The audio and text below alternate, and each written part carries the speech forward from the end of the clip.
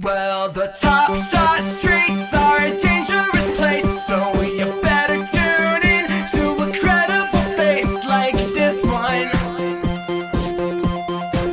Yeah, this one. And you know he's not alone, and they're coming in hot. We got a Lake so Stan and a guy who really likes baseball. I don't know why he likes baseball.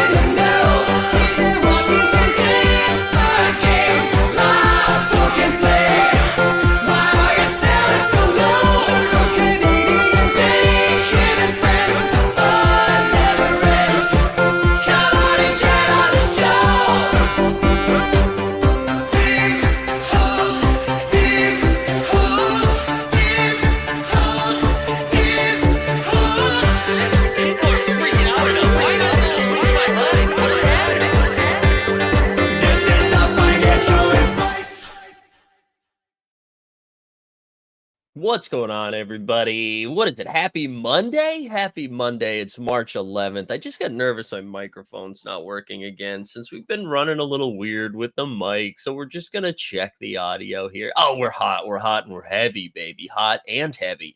It's freezing in New York today. That's all I got for you to start it.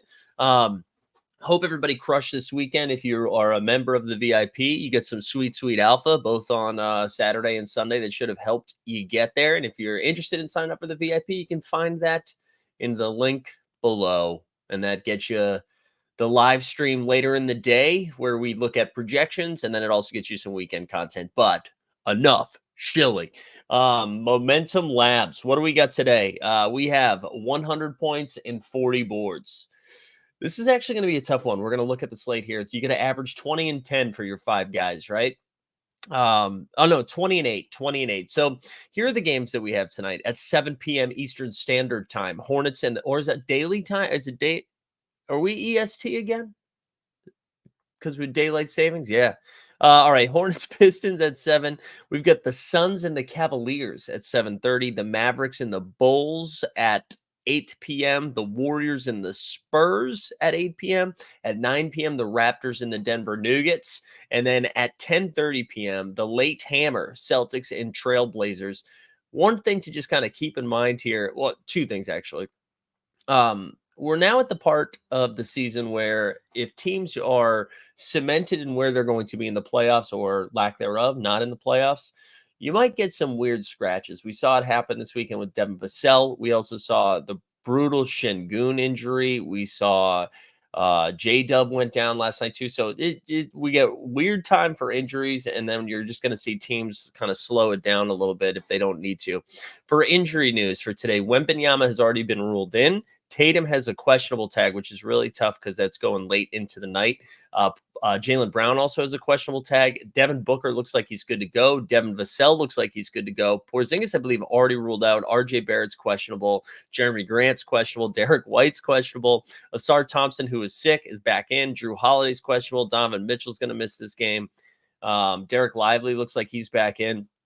Max Strus is questionable, so the Cavs are super shorthanded. It looks like. Let me make sure Porzingis is ruled out. Yeah, Porzingis is ruled out. So there you go. That's the injury news on tonight's action. So we're going to go over to Underdog, and of course, sign up using promo code HOLD, HOLD, for a $100 deposit bonus match up to a free $100, baby. We love to see it. All right, let's start searching by points here. We'll do points and then rebounds. So again, we need to average 20 and 8 from our guys. Obviously, Jokic, 26.5. We love to see that. Excuse me, Luka doesn't have a line yet, but it is going to be at least 30.5, I imagine. My guess is 31.5. You see KD's over 25. Book, who's returning, is over 25. Jamal Murray over 22.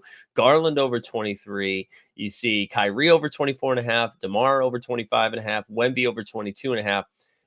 And then the Celtics, you're not going to have those brothers. Jesus Christ, those boys listed. They're at because of the Q tag. So I guess like I think the Celtics information is kind of important. Let's have a conversation around that quickly, right? So we might not have this in time, but I do think like playing Tatum,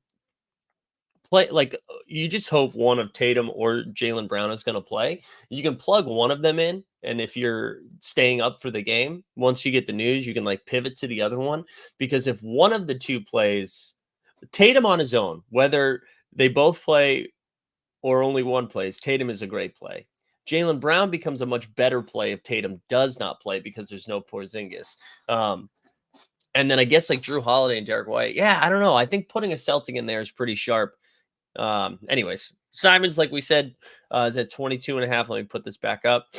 Devin Vassell's over 20. He's got 21.5. And then Kobe White's at 20.5. Vooch, 21.5. Quickly, 20.5. Miles Bridges, 22.5.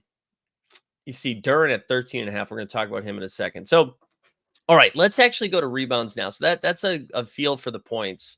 For the boards here, I think the way to handle this is if you can get, I mean, of course, like Luka and Jokic is a good play. I think if you can get one of those in there, it allows you to hammer a rebounder instead later on. So like Jalen Duran, who might not get you 20 actual points, but if he can get you 14 points and then get you 14 rebounds, it gives you some safety net on a play like, say, Kevin Durant, right? So let's start looking at this anyways. Jokic, his line is at 13 boards. Luka's at 9.5 boards, okay? So both of those great plays, Luka and Jokic. Kevin Durant's at 6.5. Devin Booker's at 4. Let's see. Kyrie's at 4.5. So, like, not a lot of these high scores are good plays. But listen, one of the benefits of Wemby missing some time, if you haven't used Wemby, I think now's a good time to throw him in, right? So it's March 11th, which means you have 1, 2, 3, 4, 5, 6 games left. And I believe they do play on the 17th. The Spurs, that is, which you would be another let me actually double check that in real time, because if the Spurs don't play tomorrow, actually the Spurs do play tomorrow. So if you don't use Wemby tonight for this matchup, using him tomorrow for the 7 blocks and 40 in the points in the paint makes a ton of sense. But Wemby, Jokic, and Luka are definitely like your tier 1 plays here because they're both, all three of them should score well over 20 points, but they should also get you well over 8 rebounds. And so if you can play 2 of those 3, set you up for success right away. I think Toronto is going to get bludgeoned down low with no Jakob Poeltl. They have to like roll Chris Boucher out there. I think you could even get weird if you're playing like a Luka or a Durant, like a high volume score that should get you well over 20 points. You get some wiggle room, right, for rebounds. And I feel like Aaron Gordon could get a ton of boards tonight. I know it's a little off the board, if you will. I don't think you need to do it, but just someone to keep in mind. Draymond Green at 7.5. He could definitely scoop up a ton. Michael Porter Jr. 6.5. Let's see if anybody else at Vooch at 11.5 against Dallas. Again, Dallas not really a great rebounding team, and Vooch is a 20-point scorer, right? So if you're like, hey, I don't want to use all of my like Luka, Jokic, Wemby plays tonight, Vooch is definitely like a high volume, high ceiling, high floor guy at a 20 and 11. Miles, piece of shit. Bridges probably not a good play. I know he's had a couple double digit rebounding games, but I don't really love it against Detroit. Yusuf Nurkic is at 10.5 boards. Now his points aren't going to be high enough that he feels like a good play. So again, I think Nurk should only be played, and he's got a much more difficult matchup. We should actually go the other direction and look at Jared Allen in a second if we can. See Jalen Duran, I mentioned him. He's at 11.5 boards. Sorry for the sniffles. Nick Richards, actually somebody, maybe I'm a little bit more intrigued by him than Miles Bridges, but at 9.5 boards. Kelly Olynyk been playing really good, but Denver's probably a tough matchup. Let's see. And that's it. They don't have Jared Allen's line.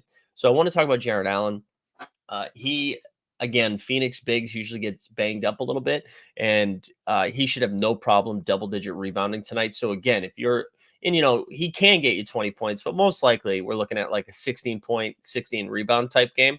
So if you're playing Jared Allen, just make sure, he might take care of 2 rebounding slots for you. Just make sure you have a high ceiling guy in him. So I guess to break this down a little bit, just be very thoughtful in how you're what your ceiling guys are in each category that are in your lineup. So, if you can use all three of Luka, Jokic, and Wemby, I think you absolutely should. But if you can't, I would definitely get one of those three in, preferably two, and then just try to find like Vooch. I think is a great second tier play because he's got double upside. Jalen Duren, Yusuf Nurkic, Jared Allen, all of those fit into that same category. And then I think a lot of people are going to stay away from the Boston Celtics, and I think there's probably a little bit of an advantage there too. Plugging in Tatum, hoping he plays, and then if not, just pivoting to somebody else in that game. Honestly, I don't think this person has the line. But with the Celtics so thin, DeAndre Ayton coming off a massive game the other night where he had a huge double-double. And if you've got no Porzingis, no Tatum, no everybody else, I don't know who's going to rebound for the Celtics. So, because Tatum, Porzingis, those are like their best rebound guys. So if they're both going to be out, this is what I'm saying. I think it's really, I don't think people are going to do this. You should plug in Tatum. Then having the ability to pivot to Jaylen Brown or DeAndre Ayton, because I think all of those guys will be pretty excellent plays. So, all right, there you go. There you have it, baby. That's today's action. If you're a VIP, I'll see you a little bit later this afternoon. Otherwise, we'll see you tomorrow for a little bit more Fast Break, Break Fast. Fast Break, Fast Break. Well, the top shot streaks are